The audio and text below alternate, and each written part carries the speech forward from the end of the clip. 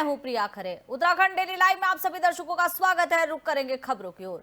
मुख्यमंत्री पुष्कर सिंह धामी ने पूर्व प्रधानमंत्री भारत रत्न अटल बिहारी वाजपेयी की पुण्यतिथि पर मुख्यमंत्री आवास में उनके चित्र पर श्रद्धा सुमन अर्पित कर उन्हें भावपूर्ण श्रद्धांजलि दी है। मुख्यमंत्री ने कहा कि अटल बिहारी वाजपेयी मां धरती के उपासक, राष्ट्रवादी चिंतक, प्रखर वक्ता, प्रख्यात कवि और लोकतांत्रिक मूल्यों के सजग प्रहरी थे। उन्होंने अपने सार्वजनिक जीवन में राष्ट्र सेवा, सुशासन, राष्ट्रीय एकता और लोकतांत्रिक आदर्शों को सर्वोच्च प्राथमिकता दी। उनका व्यक्तित्व और कृतित्व देशवासियों के लिए सदैव प्रेरणा स्रोत रहेगा।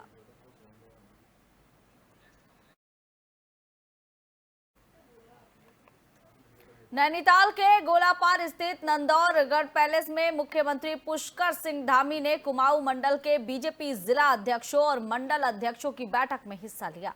इस दौरान हल्द्वानी में कांग्रेस अध्यक्ष मल्लिकार्जुन खड़गे के भाषण के बाद हुए शुद्धिकरण हवन को लेकर मुख्यमंत्री ने कांग्रेस पर निशाना साधा। धामी ने कहा कि खड़गे वरिष्ठ और सम्मानित नेता है, लेकिन देवभूमि उत्तराखंड में जाति, वर्ग या क्षेत्र के आधार पर राजनीति और नैरेटिव बनाने की कोशिश स्वीकार नहीं की जा सकती है। वहीं शुद्धिकरण अभियान पर उन्होंने कहा कि संबंधित स्थान पर रामलीला और धार्मिक आयोजन होते हैं। ऐसे पवित्र स्थल पर कथित तौर पर गंदगी फैलाने और धार्मिक उन्माद भड़काने जैसी घटनाओं के कारण शुद्धिकरण करना जरूरी हुआ। देखिए, एक तो मैं आपको बताऊं कि जो खड़गे जी की रैली थी, खड़गे जी बड़े सम्मानित नेता हैं, उनकी वरिष्ठता का हम लोग बहुत आदर करते हैं।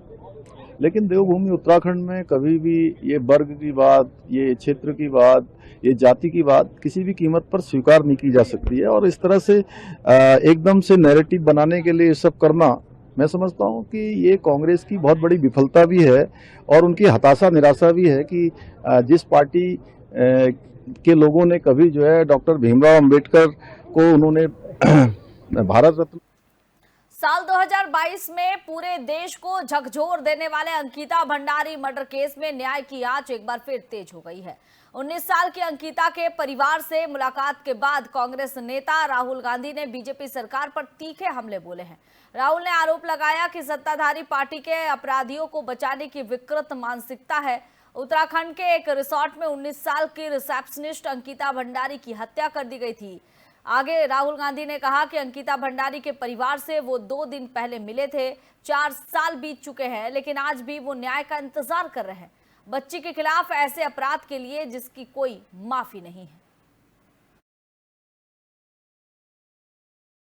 ये पूरा उत्तराखंड जानता है कि अंकिता भंडारी के माता पिता दर दर अंकिता भंडारी की हत्या के खिलाफ और उस बेटी को न्याय देने के लिए, उस परिवार को न्याय के लिए भटक रहे हैं। आज जो मुलाकात राहुल गांधी जी से उनकी हुई, इसकी आधारशिला उस दिन रखी गई जिस दिन राहुल जी पौड़ी आ रहे थे। मैं उनको तो कुछ कह नहीं सकता, क्योंकि उनको लगता होगा कि राहुल गांधी से बात करके क्या रहा तो चाहते हैं, मुझे नहीं मालूम है। लेकिन ये जरूर है कि सरकार इस मामले में बहुत गंभीर है।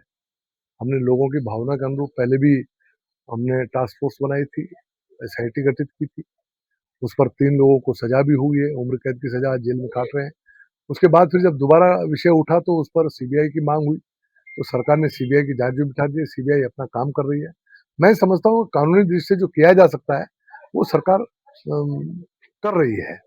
उसके बाद भी उनके माता पिता स्वतंत्र हैं, वो अपनी बात कहीं कहना चाहते तो कहें। वो दुखी हैं, परेशान हैं, हमारी संवेदना भी उनके प्रति है। अब वो अगर किससे मिलना चाहते तो मिलने में तो कोई हर्ज है नहीं। राहुल गांधी भी नेता प्रतिपक्ष है इस देश के। अगर उनको कोई मिलता है उसमें कोई तो बहुत गंभीरता से नहीं लिया जाना चाहिए। देहरादून में पूर्व प्रधानमंत्री और भारत रत्न स्वर्गीय अटल बिहारी वाजपेयी की पुण्यतिथि पर भारतीय जनता पार्टी के प्रदेश कार्यालय में श्रद्धांजलि कार्यक्रम आयोजित किया गया। पार्टी पदाधिकारियों और कार्यकर्ताओं ने अटल जी के चित्र पर पुष्प अर्पित कर उन्हें भावभीनी श्रद्धांजलि दी। कार्यक्रम में पहुंचे प्रदेश के पर्यटन मंत्री सतपाल महाराज ने कहा कि अटल बिहारी वाजपेयी का जीवन, उनके विचार और राष्ट्रीय सेवा के प्रति समर्पण हमेशा ही कार्यकर्ताओं और देशवासियों को प्रेरित करता रहेगा। वहीं भाजपा कार्यालय सचिव जगमोहन रावत ने देश के विकास और उत्तराखंड निर्माण में अटल जी के अद्वितीय योगदान को याद करते हुए कहा कि राष्ट्र के प्रति उनकी सेवाओं को हमेशा ही स्मरण किया जाएगा। भारतीय जनता पार्टी के संस्थापक अध्यक्ष, भारत के यशस्वी पूर्व प्रधानमंत्री और हम सब कार्यकर्ताओं के भारतीय जनता पार्टी के लोगों के लिए प्रेरणा पुरुष, पूरे देश के राजनीतिक जगत के लिए एक आदर्श व्यक्तित्व ऐसे अटल बिहारी वाजपेयी जी का आज पुण्यतिथि है और पूरा देश आज उनको याद कर रहा है, उनको श्रद्धांजलि दे रहा है। इसी कार्यक्रम के निमित्त आज भारतीय जनता पार्टी प्रदेश कार्यालय में आज उनको श्रद्धांजलि और पुष्पांजलि देने का एक कार्यक्रम है और आज भारतीय जनता पार्टी के कार्यकर्ताओं ने पुष्पांजलि दे करके उनको श्रद्धांजलि दी है, उनको याद किया है। इस अवसर पर कार्यकर्ता उनके भाषणों को, उनकी कविताओं को सुनकर उनसे लगातार प्रेरणा लेने का काम, मार्गदर्शन प्राप्त करने का काम कर रहा है और पूरा देश उनको याद कर रहा है, उनको श्रद्धांजलि दे रहा है। आज हम लोग माननीय अटल जी को श्रद्धांजलि देने यहाँ आए हैं और मेरा उनके साथ बहुत ही भावात्मक संबंध था। जब मैं मेंबर ऑफ पार्लियामेंट बना तो मैंने उनसे आग्रह किया कि अपना निवास 6 रायसीना रोड मुझे प्रदान करने की कृपा करें। तो हंसते हुए उन्होंने कहा कि आप एक संत हैं, मैं अपना निवास आपको दूंगा। और निश्चित रूप में उन्होंने अपना निवास की स्वीकृति देकर के मुझे कृतार्थ किया। वो भवन पार्लियामेंट के बहुत ही समीप था और मुझे पार्लियामेंट के प्रोसीडिंग्स में वहां से जल्दी पहुंचने का मौका मिलता था। उत्तराखंड सरकार ने 1 जुलाई 2026 से मदरसा शिक्षा बोर्ड को भंग कर दिया है। अब सभी अल्पसंख्यक समुदायों के लिए उत्तराखंड राज्य अल्पसंख्यक शिक्षा प्राधिकरण बना दिया गया है, लेकिन नियम सख्त होने के बाद भी अधिकांश मदरसा संचालक रजिस्ट्रेशन नहीं करा रहे हैं और इसे लेकर बीजेपी विधायक महंत दिलीप रावत ने कड़ी चेतावनी दी है। उन्होंने कहा कि देश विरोधी तत्वों को किसी भी सूरत में जगह नहीं दी जाएगी, चाहे वो मदरसों के जरिए हो या स्कूलों के जरिए। उन्होंने कहा कि हमारा ये कहना है कि जो नियम को फॉलो करेगा वो यहाँ आवेदन करे। देखिए, देश विरोधी तत्वों को तो हम किसी प्रकार से पनपने नहीं देंगे, ये आप स्पष्ट समझिए, चाहे वो मदरसों के माध्यम से हो चाहे किसी स्कूल के माध्यम से हो।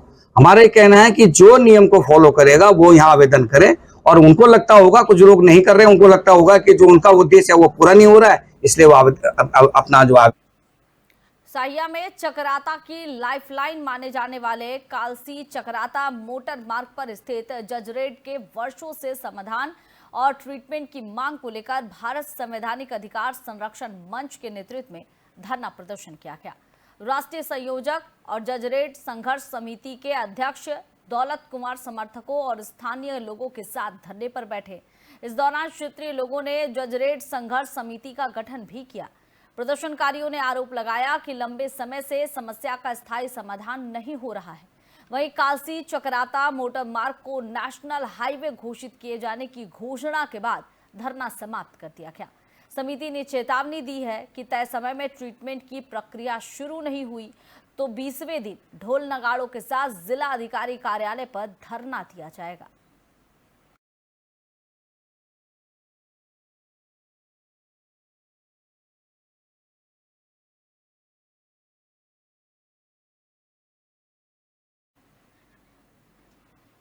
उत्तराखंड के चमोली और रुद्रप्रयाग जिलों में लगातार बारिश हो रही है और इस बारिश का असर अब नदियों के जलस्तर पर भी साफ दिखाई दे रहा है। अलकनंदा, मंदाकिनी नदियां, यहां का जलस्तर लगातार बढ़ रहा है और स्थिति अस्थिर बनी हुई है। आप तस्वीरों के जरिए देख सकते हैं कि किस तरह से अलकनंदा और भागीरथी नदी में जो जल स्तर है वो बढ़ रहा है और नदी के आसपास जो इलाके हैं वहां पर बाढ़ का खतरा बना हुआ है। तेज बहाव और बढ़ते पानी के कारण नदी किनारे बने नमामि गंगे घाट भी जलमग्न हो गए हैं। ऐसे में नदी किनारे रहने वाले लोगों, श्रद्धालुओं को सतर्क रहने की जरूरत है। प्रशासन भी हालात पर नजर बनाए हुए हैं। बढ़ते जलस्तर को देखते हुए एहतियात बरता जा रहा है और ये तस्वीर ही देखिए, तस्वीर के जरिए ही आप समझ सकते हैं कि किस तरह से स्थिति जो है वो भयावह बनी हुई है। नमामि गंगा घाट, जहां पर लोग अलकनंदा और भागीरथी, जहां 2 नदियां मिलती है, वहां अक्सर ही पहुंचते हैं और यहां पर गंगा में स्नान करते हैं, लेकिन वो भी फिलहाल जो जल स्तर बढ़ा है उसकी वजह से डूब चुका है।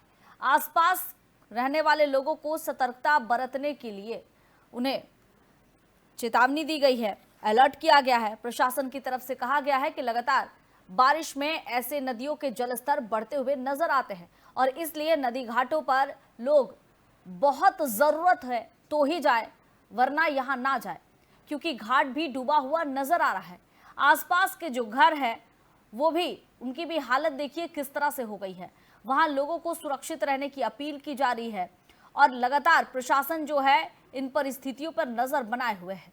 हालांकि देहरादून की अगर बात की जाए तो देहरादून में पहले ही 24 घंटे नए तकनीक के जरिए कैमरे लगाए गए हैं, जिससे ये पता चलता रहे कि अगर बारिश वहां हुई है और ज्यादा बारिश की वजह से बाढ़ जैसी स्थिति उत्पन्न हो रही है तो जरूरत पड़ने पर वहां लोगों को सुरक्षित बाहर निकाला जाए। इन सब के लिए प्रशासन पहले से ही अलर्ट है। मंदाकिनी अलकनंदा जो घाट है वो फिलहाल डूब चुके हैं और ये तस्वीर के जरिए समझा जा सकता है कि किस तरह की स्थिति यहां बनी हुई है। लगातार प्रशासन जो है वो इन पूरे चीजों पर नजर बनाए हुए है। आसपास के लोगों को चेतावनी भी जारी की गई है ताकि लोग जो है सुरक्षित रहें और जो नदियों का जलस्तर जिस तरह से बढ़ता हुआ नजर आ रहा है इससे लोग खुद को सुरक्षित रह पाए और अगर ये जो नदियां हैं ये खतरे के निशान से ऊपर जाती है तो लोग अपने घरों से निकलकर सुरक्षित स्थान तक पहुंच पाए।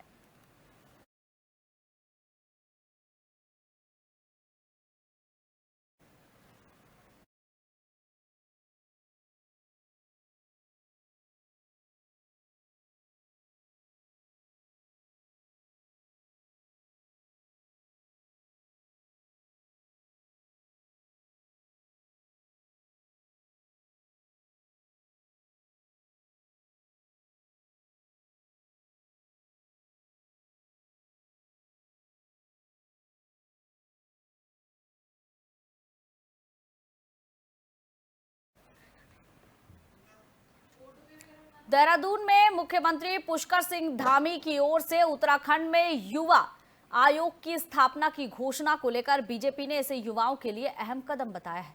स्वतंत्रता दिवस के अवसर पर की गई इस घोषणा के जरिए राज्य की नीति निर्माण प्रक्रिया में युवाओं के सुझाव और विचारों को महत्वपूर्ण स्थान देने की बात कही गई। युवा कल्याण परिषद के उपाध्यक्ष विनोद सुयाल ने मुख्यमंत्री के फैसले की सराहना करते हुए कहा कि युवा आयोग युवाओं की आवाज को मजबूती देगा। उन्होंने कहा कि प्रस्तावित आयोग के महत्वपूर्ण अधिकार और भूमिका मिल सकती है और इससे युवाओं के विचार को राज्य के विकास और नीति निर्माण में प्रभावी ढंग से शामिल किया जाएगा। देखिए, जेनजी का जो आंदोलन हुआ, जेनजी के आंदोलन के बाद हर एक राज्य जेनजी यानी युवाओं पर फोकस करता हुआ नजर आ रहा है। उत्तर प्रदेश में भी यही स्थिति नजर आई थी, जहां जेनजी पर फोकस किया गया है, आयोग का गठन किया गया। वही स्थिति उत्तराखंड में भी नजर आ रही है। उत्तराखंड में भी उत्तर प्रदेश की तरह 2027 में विधानसभा के चुनाव होने हैं और चुनाव से पहले जेनजी का रुख क्या है, जेनजी क्या सोचती है, उनकी विचार क्या है, इन तमाम चीजों को ध्यान में रखने के लिए और उस पर काम करने के लिए अब आयोग का गठन किया गया है। स्वतंत्रता दिवस पर मुख्यमंत्री पुष्कर सिंह धामी ने नीति निर्माण में अब गठन करने की बात कही और यहां पर आयोग को अहम शक्तियां दी जाएगी, ये बात भी कही गई है ताकि जेनजी से ज्यादा कनेक्ट हो सके।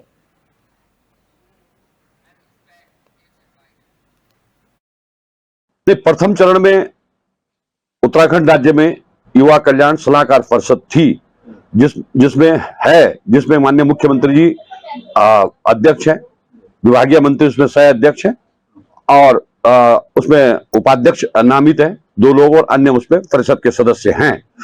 मैं माननीय मुख्यमंत्री जी का आभार व्यक्त करना चाहता हूं कि उन्होंने बहुत युवाओं के हित में एक बहुत ही अच्छा निर्णय लिया है कि उन्होंने उत्तराखंड राज्य में युवा आयोग बनाने का निर्णय लिया है।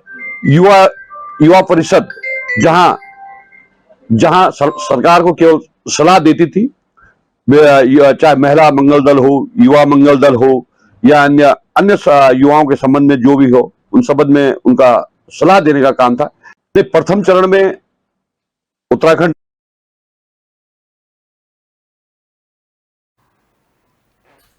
तो देखिए, अब उत्तराखंड में भी युवा आयोग की स्थापना की घोषणा कर दी गई है। कल 15 अगस्त और 15 अगस्त के दिन मुख्यमंत्री पुष्कर सिंह धामी ने जेनजी को साधने के लिए युवा आयोग के गठन की बात कही है और कहा है कि इस युवा आयोग से ये नई पीढ़ी जेनजी को बहुत राहत मिलने वाली है।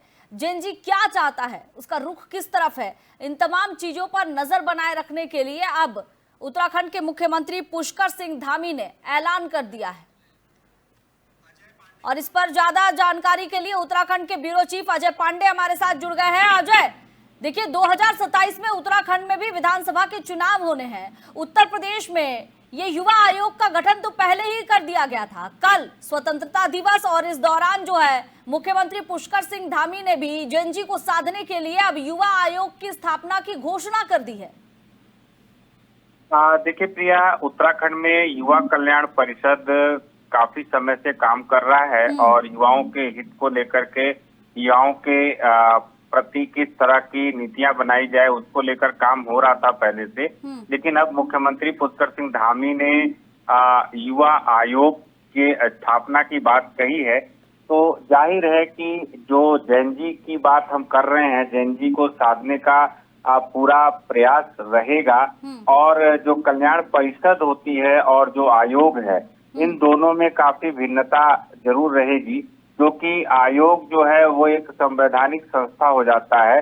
और पूरी तरह से वो अपने अधिकार के तहत काम करता है, वो उसको किसी के ऊपर निर्भरता नहीं रहेगी। और इसी को आधार बना करके इस तरह का फैसला मुख्यमंत्री पुष्कर सिंह धामी ने किया है।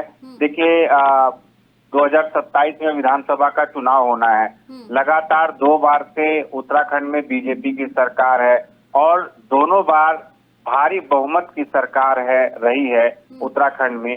तो अब तीसरी बार भी बीजेपी सरकार कैसे बनाए, किस तरह की नीति यहाँ पर करे, कैसे काम करे और लोगों को कैसे साधा जाए। और खास तौर पर देखिए प्रिया, जो युवा वर्ग होता है वो नीति निर्धारण अगर उनके पक्ष में होता है, उनके हित के लिए काम अगर कोई सरकार करती है, तो जाहिर है कि उनका झुकाव और लगाव उस पार्टी की ओर होगा, उस सरकार की होगा, उस सत्ता की ओर होगा। और इसी को देखते हुए ये एक बड़ा फैसला यहाँ पर किया गया है, ताकि युवाओं को और अधिक साधा जा सके, उनके लिए काम किया जा सके।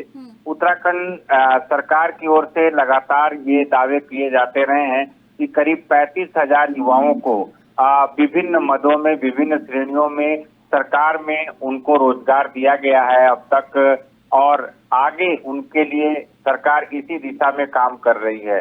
और इसके अलावा स्वरोजगार से भी युवाओं को जोड़ने का काम यहाँ पर सरकार की ओर से किया जा रहा है।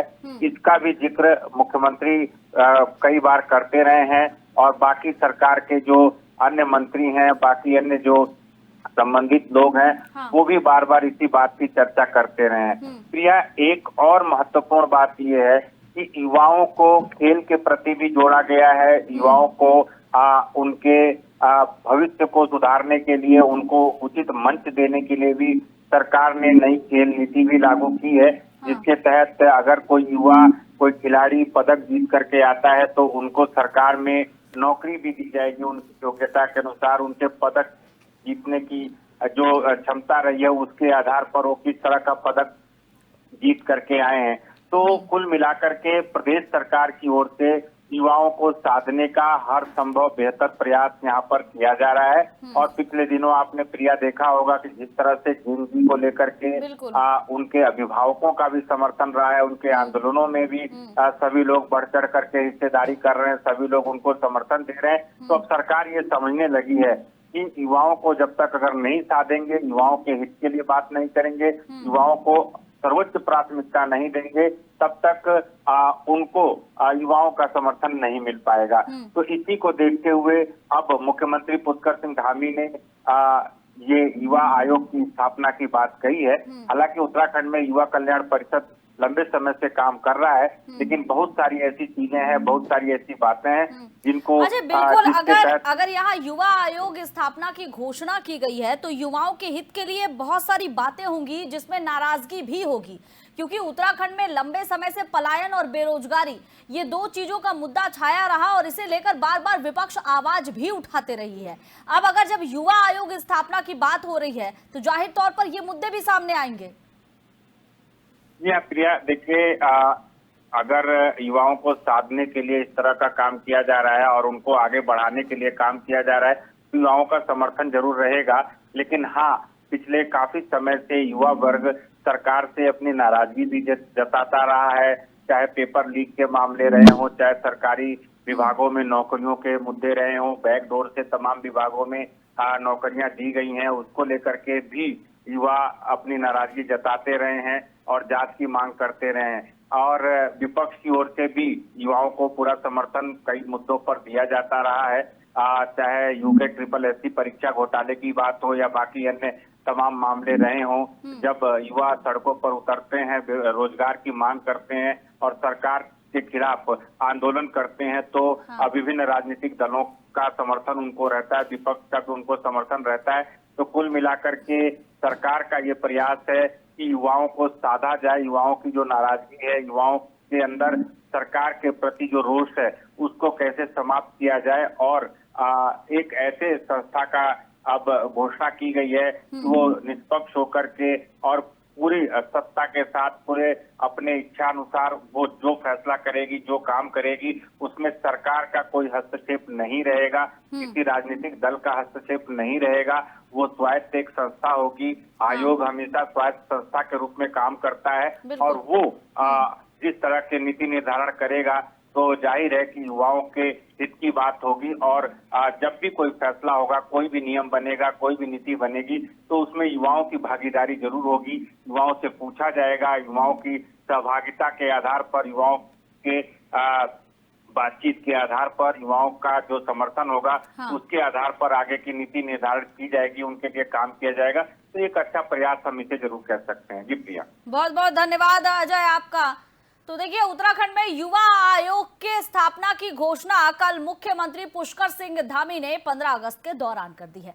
अब ये युवा आयोग को समझने वाली बात है कि हालांकि उत्तराखंड में युवा आयोग जो है वो गठन नहीं हुआ, लेकिन युवाओं की बात पहले से भी की जाती रही है। अब एक बार फिर से जब विधानसभा के चुनाव आने वाले हैं तो चुनाव से पहले अब युवाओं को साधने के लिए तैयारी शुरू कर दी गई है। उत्तराखंड में खैर देखना है कि युवाओं को साधने की ये कवायद कितनी सफल होती है और कैसे युवा जो है सरकार के कामकाज की तरफ अपना रुख स्पष्ट करते हैं और आने वाले विधानसभा चुनाव में एक बार फिर से बीजेपी को जीत दिलाते हैं। चलिए बढ़ते हैं अगली खबर की ओर। हरिद्वार में गंग नहर में तेज बहाव में बह रहे एक व्यक्ति की एसडीआरएफ टीम ने समय रहते जान बचा ली।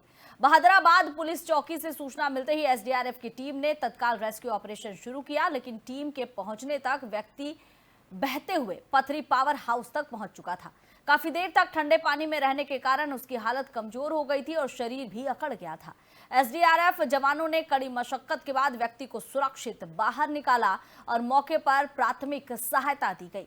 इसके बाद उसे सुरक्षित स्थान पर पहुंचाया गया। एसडीआरएफ की त्वरित कार्रवाई से बड़ा हादसा टल गया।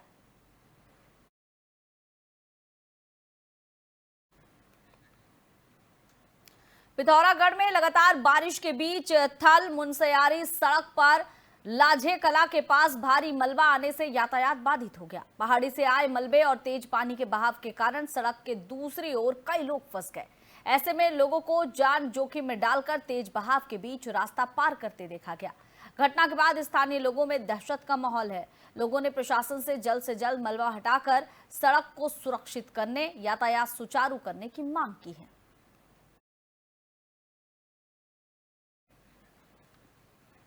देहरादून के वसंत विहार इलाके में दिन दहाड़े चेन स्नैचिंग की वारदात से हड़कंप मच गया है। बदमाश एक बुजुर्ग महिला के गले से चेन झपट कर फरार हो गया। वारदात का सीसीटीवी फुटेज भी सामने आया है, जिससे आरोपी महिला से चेन छीनते हुए नजर आ रहा है। चेन झपटने के दौरान महिला सड़क पर गिर गई और चोट लगने के बाद कुछ देर तक उठ नहीं पाई। बताया जा रहा है कि वसंत विहार कॉलोनी में 24 घंटे के भीतर चेन स्नैचिंग की ये दूसरी घटना है। इधर सूचना मिलते ही पुलिस ने जांच शुरू कर दी। सीसीटीवी फुटेज के आधार पर फरार बदमाश की तलाश की जा रही है।